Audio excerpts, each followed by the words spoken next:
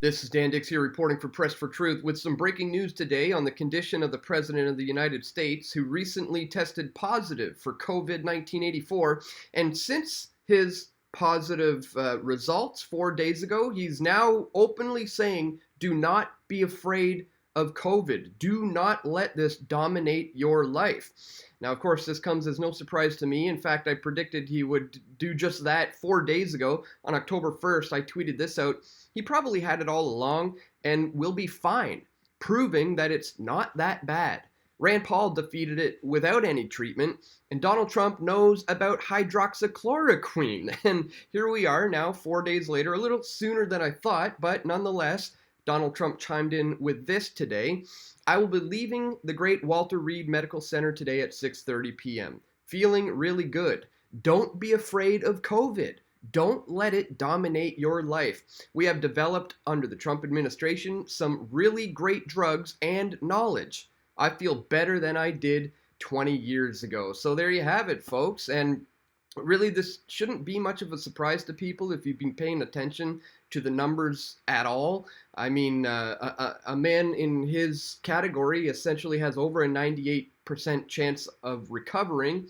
In fact, the CDC has recently admitted that COVID-19's death rate is on par with the regular influenza flu, that number being at around 0.4%, with COVID-19 chiming in at 0.46%. So very, very comparable to the influenza flu, yet they're shutting down society over this. It makes absolutely no sense. Well, the fact that Trump today is saying don't be afraid of it, don't let it dominate your life, doesn't change the fact that there is an agenda for a mandatory vaccination program. In fact, under the Trump administration, they're pushing forward on this with something called Operation Warp Speed. That is highly involving the military when it comes to bringing mandatory vaccines on the greater population. Now, this is something I've been talking about for years, guys. If you go to altcensored.com and you just do a search for Press for Truth vaccination, you'll see here 45 videos show up under that search result. And I've got videos going back here as far as 2009 here with my coverage of the H1N1 vaccines in Toronto. So I've been covering this for a long time, guys. I've seen where this is going, and I have a good understanding of the ways that they're going to achieve this moving forward. And today I've identified a paper which actually outlines in plain sight, right there in the open, how they are going to trick people into accepting mandatory vaccines. And within the same paper, they actually claim that they're going to achieve this also by being transparent, which is quite the feat. So today we're going to take a look at this coming from the New England Journal of Medicine, folks. It says, ensuring uptake of vaccines against SARS-CoV-2. As COVID-19 continues to exact a heavy toll, development of a vaccine appears the most promising means of restoring normalcy in civil life. Perhaps no scientific breakthrough is more eagerly anticipated, but bringing a vaccine to market is only half the challenge. Also critical is ensuring a high enough vaccination rate to achieve herd immunity. Concerningly, a recent poll found that only 49% of Americans plan to get vaccinated against SARS-CoV-2. One option for increasing vaccine uptake is to require it. Mandatory vaccination has proven effective in ensuring high childhood immunization rates in many high-income countries. However, except for influenza vaccination of healthcare workers, mandates have not been widely used for adults. So in this paper, guys, they're going to basically explain how they are going to set about tricking people into accepting the mandatory vaccine. So we're going to go over all of that in this video today, guys. But before I do, I want to remind you that we're under heavy attack here at Press for Truth. So I'd ask that if you appreciate my efforts to bring you this information, please check us out at pressfortruth.ca/donate. Here you can contribute PayPal, you can pitch in some Bitcoin, you can become a patron by clicking on this banner here, or you can use the Patreon alternative and sign up for a monthly reoccurring amount right here. Any amount helps, guys, as I'm continuously being shut down by the powers that ought not to be. But with your help, we'll continue to be able to put this info moving out, put this out moving forward. So if you appreciate my efforts to do so, again, please check the links in the description to where you can support my work at pressfortruth.ca/donate. All right, guys, so as I said, there is an agenda for mandatory vaccines globally coming at the hands of the powers that ought not to be. They've been working on this for a number of decades. They have a bit of a PR issue now when it comes to society actually asking the right questions and looking into vaccine safety and not just taking it from the horse's mouth as the word from the health officials. People are actually looking into these things and finding out that there are serious adverse health effects. There are actual real dangers inherent with taking a vaccine. So when it comes to the issues of this being mandatory by the government, now we're chartering into some very scary territory, guys. So get a load of this. It was just published on October 1st, 2020. It says, although a vaccine remains months to years away, developing a policy strategy to ensure uptake takes time. We offer a framework that states can apply now to help ensure uptake of the vaccine when it becomes available, including consideration of when a mandate might become appropriate. Our approach is guided by lessons from U.S. experiences with vaccines from the 1976 swine flu, H1N1 influenza, smallpox, and human papilloma HPV. We believe that 6 substantive criteria should be met before a state imposes a SARS-CoV-2 vaccine mandate. The first is the existence of evidence that COVID-19 is inadequately controlled in the state by other measures, such as testing, contact tracing, and isolation and quarantine, as indicated by sustained troubling trends in new cases, hospitalizations, or deaths. Principles of public health law and ethics require that interventions that impinge on autonomy be reasonable and necessary. Therefore, COVID-19 must present an ongoing threat. And that makes sense. Obviously, if there are other viable means to which this can be dealt with, then mandatory vaccines are not going to be acceptable by the general population. That just goes without saying. But that's why they go on to say this.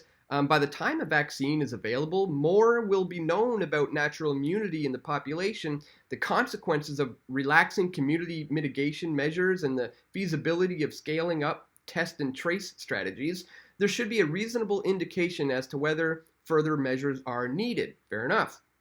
It goes on here. The second criteria is that the Advisory Committee on Immunization Practices, or the ACIP, after reviewing the safety and efficiency evidence, has recommended vaccines for persons who would be covered by the mandate. Currently available evidence suggests that the elderly, health professionals working in high-risk situations or working with high-risk patients, like nurses, home residents, patients with severe respiratory symptoms, and persons with certain underlying medical conditions, may be high priority groups for the ACIP's consideration, along with other workers with frequent close on the job contacts and persons living in high density settings, such as prisons and dormitories. When a vaccine nears approval, the ACIP should review the updated evidence and develop recommendations. Only recommended groups should be considered for a vaccine mandate.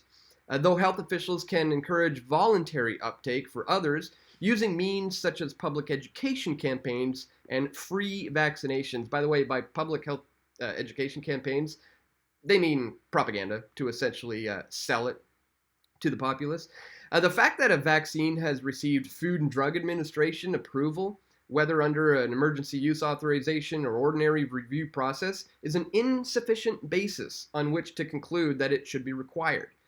FDA approval reflects a determination that clinical trial evidence shows that the benefits of a vaccine outweighs its risks. ACIP recommendations reflect broader considerations, including values and preferences of affected groups, implementation issues, and health economic analysis. Overweighting FDA decisions would be particularly problematic for SARS-CoV-2 vaccines because EUAs may be based on very limited evidence and consciously or unconsciously influenced by an intense pressure to speed countermeasures to market. Now, 3, 4, and 5 is where we get really tricky in their wording here, guys, so bear with me as we get through this, but it's very important to understand.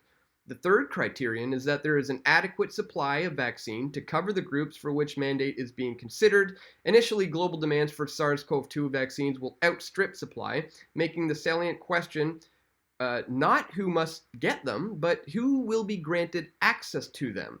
New York State's unsuccessful attempt to mandate H1N1 influenza vaccines for healthcare workers demonstrates that imposing requirements before adequate supply has been secured needlessly provokes controversy and alienates people who have already made sacrifices to fight in the epidemic.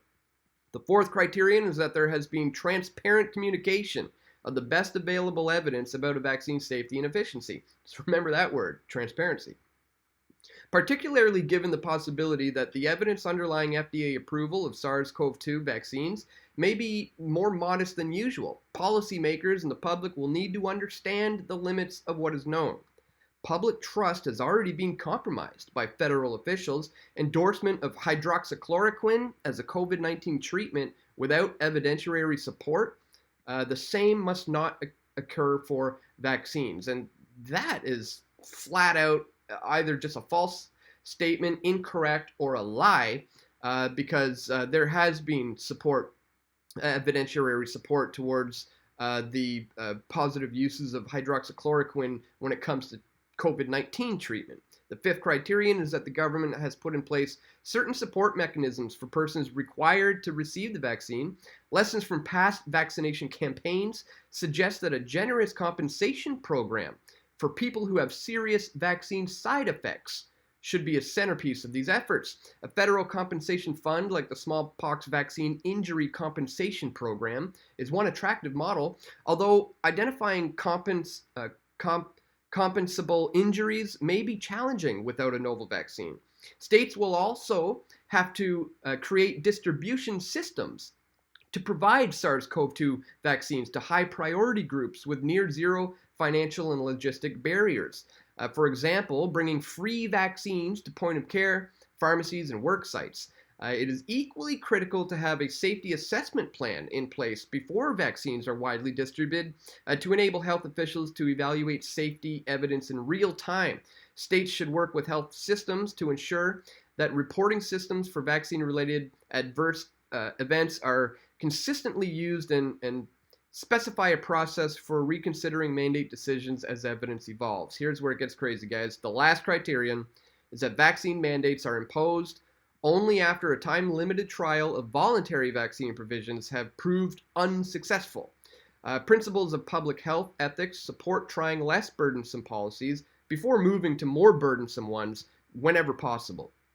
In this case, the cost of a failed voluntary scheme are sufficiently high that the attempt should be limited to a matter of weeks. States should implement a system for measuring vaccine uptake within each high priority group against a set of coverage targets, ensuring that the economic and logistic supports described above are in place will maximize the chances for success. If the proposed trigger criteria were met, what might a vaccination mandate look like? Because the constitutional power to protect public health rests primarily with states, each state will need to adopt its own legislation.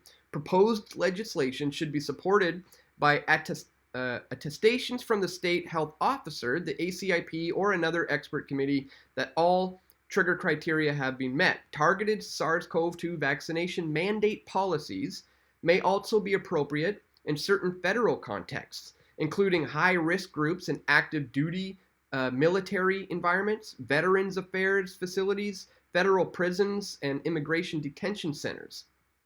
Although state vaccination mandates are usually tied to school and daycare entry, that approach is not appropriate for SARS-CoV-2 because children won't be a high priority group. In addition, state mandates should not be structured as compulsory vaccinations, absolute requirements. Instead, non-compliance should incur a penalty. This is getting wild, guys. State mandates should not be structured as compulsory. but they should give non-compliance should incur a penalty. Nonetheless, because of the infectiousness and dangerousness of the virus, relatively substantive penalties could be justified, including employment suspension or stay-at-home orders for persons in designated high-priority groups who refuse vaccinations. Neither fines nor criminal penalties should be used. However, fines disadvantage the poor, and criminal penalties invite legal challenges on procedural due process grounds. Both are bad public health policy for COVID-19 vaccine because they stoke distrust without improving uptake. Guys, are you hearing this the same way I'm hearing this? They're sitting here saying that they're not going to structure it in a way to be compulsory mandatory vaccinations, but anybody who doesn't comply should get a penalty, like not necessarily fines or criminal penalties, but just suspensions from work or stay-at-home orders. You see, because as they say here, criminal penalties could invite legal challenges on procedural due process grounds. Guys, they don't want any constitutional challenges here moving forward, and they're essentially trying to teach these states how to go about implementing a mandatory vaccine program without making it look like it's mandatory and without inviting any kind of unwanted litigation. I mean, earlier in the paper they were talking about being transparent, and now they're talking about, not structuring it as compulsionary vaccines, but just penalizing people who don't use it, but not with the criminal system, just other means as to not bring about unwanted litigation. This is just unbelievable trickery, in my view, to trick society into accepting the vaccine. The need to build public trust requires that state officials implement vaccination policy through a transparent and inclusive process, working closely with stakeholder groups such as local health officers, health professionals and hospital associations, representatives of high-risk population groups, and groups concerned about vaccine safety. Yeah, so just after they showed how they're going to trick you into it, they say it has to be done in all transparency. States' experience with HPV vaccination mandates offers another process tip. Vaccine manufacturers should stay on the sidelines. The HPV vaccine manufacturers' direct involvement in crafting and lobbying for mandate legislation raised suspicion that profit rather than public health motives lay behind such proposals, undercutting support for vaccination even without a mandatory regime. So they understand exactly how the minds of the masses think when it comes to this topic and how to deal with that moving forward. As with social distancing orders, we can expect that the advent of SARS-CoV vaccines will spark intense clashes of feeling about what people owe to one another in the fight against the pandemic. In contrast to earlier phases of the pandemic, though we currently have some time on our side, careful deliberation now about state vaccination policy can help ensure that we have a strategy when the breakthrough comes. Guys, I don't know, when I saw that, it was pretty clear to me that right in plain view, right in the open, they're showing you how they're going to essentially trick people into accepting the mandatory vaccines moving forward. Again, like I said, this is something I've been warning about for a long time. If you've been following Press for Truth for the last 14 years or so now that I've been in existence here, producing this type of video content, you will know we've been warning about this for a long time. And I'm happy to hear that the president is in the clear. It comes as no surprise to me whatsoever. But I wanted to just issue a warning today, guys, just because he's saying don't be afraid of this thing, and that it's really not that bad, and I agree. He's still pushing for Operation Warp Speed. He's still pushing for a massive mandatory vaccination program, and as we've shown you today, the New England Journal of Medicine has outlined how to essentially trick the populace into going along with such a thing.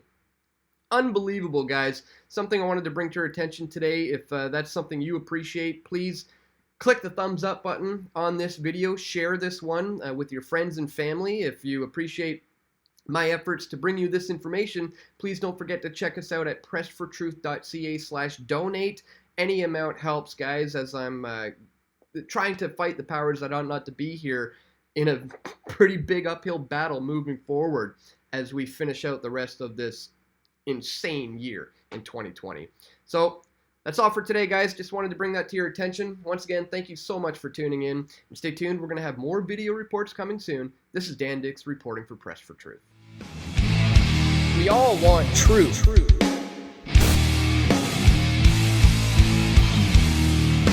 The truth will set you free.